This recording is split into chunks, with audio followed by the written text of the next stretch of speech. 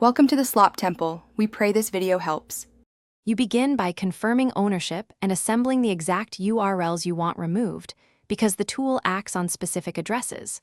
Once done, open the removal interface and authenticate. Make sure your account matches the verified property.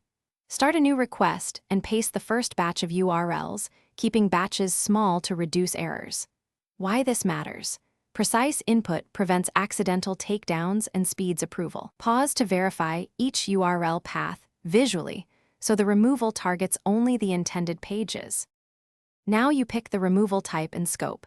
This choice determines how long search results are affected and whether cache clears. When removing multiple URLs, use prefix or pattern options carefully and preview matches before submitting. Once you submit, include concise reasoning and any supporting evidence. This speeds reviewer decisions. Make sure to also update on-site signals like noindex tags or robots. TXT to prevent reindexing. If you change your mind, you can cancel pending requests, so monitor the queue closely while continuing remediation. Finish by checking each request status and confirming that search listings and cache snippets reflect the change. After approval, implement permanent fixes, add noindex tags, return 410/301 responses, or remove content so removals persist.